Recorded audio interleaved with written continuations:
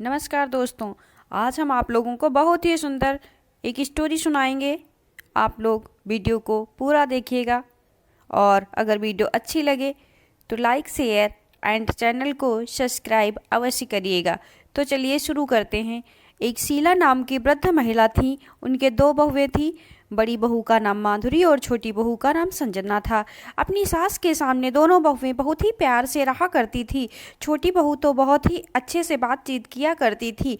शीला जी को यही लगता था कि हमारी दोनों बहुएं बहुत अच्छी और मिलजुल के रहती हैं और काम में बिल्कुल भी एक दूसरे की देखा देखी नहीं करती हैं।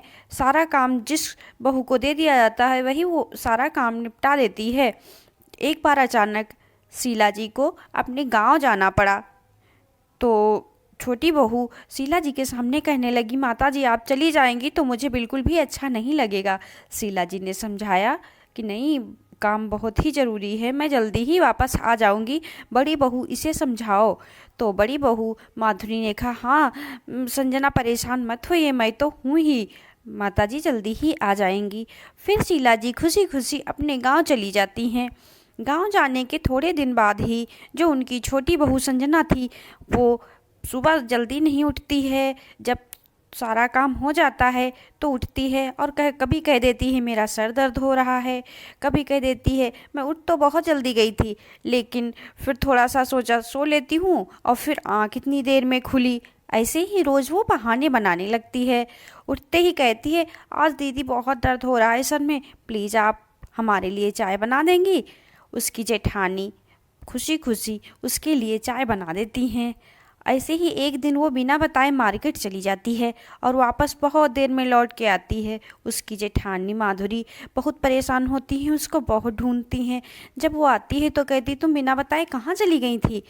तो उसकी देवरानी कहती हैं कि मैं तो आपको बताना चाह रही थी लेकिन मैं आपको परेशान करना नहीं चाह रही थी, मैं तो पास के ही मार्केट में गई थी और देखिए मैं आपके लिए क्या लाई हूँ। तो भाई माधुरी बहुत खुश हो जाती है, देखती है कि एक सुंदर साड़ी लेके आई है संजना।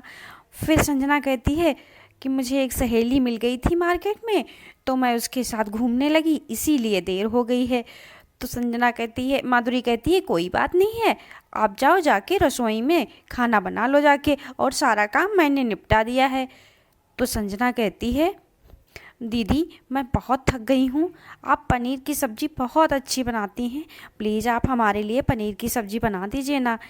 जेठानी माधुरी कहती हैं कि आज मैं बहुत थक गई हूँ, आज आप कुछ बना लीजिए, कल मैं अवश्य आपके लिए पनीर की सब्ज़ी बना दूँगी। उसके बाद वो जिद करने लगती है, कहती दीदी प्लीज़ बना दीजिए, आज मैंने आपके हाथ का पनीर खाने के लिए मार्केट में कुछ भी नहीं खाया है। तो माधुरी सोचती है कि देखो मेरा खाना बनाया हुआ इसको कितना पसंद आ जाता है। तो वो कहती ठीक ठीक मैं अभी देखो बनाती हूँ। वो खाना बनाने की तैयारी करने लगती है। उसके बाद जो संजना होती है वो अपने सहेली से फ़ोन पे बात करती है। तो उसकी सहेली कहती है कि मैं आपके घर आ रही हूँ। अब संजना बहुत परेशान होने लगती है। उसे देखकर उसकी जेठानी पूछती है क्या बात है संजना, तुम बहुत परेशान हो। तो वो कहती है मेरी सहेली आ रही है खाने पे और मैं क्या करूँ कुछ समझ में नहीं आ रहा है और मेरी तबीयत सही नहीं, कैसे काम करूँ। जेठानी कहती है संजना तुम परेशान मत हो, मैं सारा खाना बना दूँगी। और वो खाना बनाने की तैयारी करने लगती हैं। तब तक संजना की जो सहेली थी वो घर में आ जाती है और दोनों खाना खाने लगती हैं। जेठानी किचन का काम कर रही थी।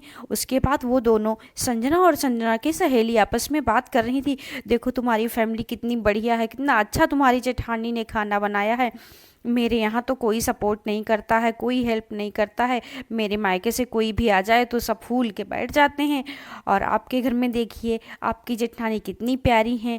इस पर संजना बताती है, कहती है नहीं नहीं तुमको तो किसी को चलाना ही नहीं आता है, देखिए मैंने कैसे इन लोगों को अपने कंट्रोल में कर रखा है, मेरी जो सास हैं उनको तो कोई अक्ल ही नहीं है, और जो जेठानी है इनको भी कुछ आता जाता नहीं है, मैंने इनको अपने कंट्रोल में करके रखा है और मैं जैसा बोलती हूँ वैसा ये लोग करते हैं। ये लोग भी सीधे नहीं थे लेकिन मैंने अपने नाटक और अपने होशियारी से ही इनको कंट्रोल में कर रखा है।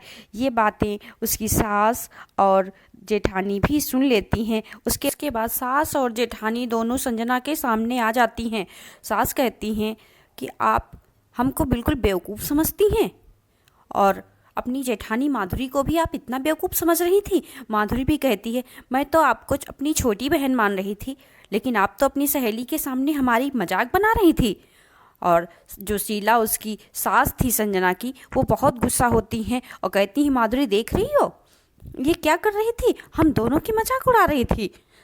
संजना बहुत शर्मिंदा होती है और माफ़ी मांगने लगती है। कहती है, माँ जी और दीदी मुझे आप माफ़ कर दीजिए। जेठानी माधुरी का दिल फिर से पिघल जाता है। कहती है, माँ जी माफ़ कर दीजिए ना। जब इतना संजना माफ़ी मांग रही है, फिर दोनों उसे माफ़ कर देती हैं। संजना बहुत शर्मिंदा होती है। इस स्टोरी से हमें यही सीख मिलती है कि अपने रिश्तों को पूरी ईमानदारी से निभाना चाहिए, किसी की कभी भी मजाक नहीं उड़ानी चाहिए और सबका सम्मान करना चाहिए। जब आप सबका सम्मान, आपका सब सहयोग करेंगे, आपको चालाकी करने की आवश्यकता नहीं पड़ेगी। अगर ये स्टोरी आपको पसंद आई हो तो लाइक, शेयर एंड चैनल को सब्सक्राइब करें। वीडियो में अंत तक बने रहने के लिए धन्यवाद।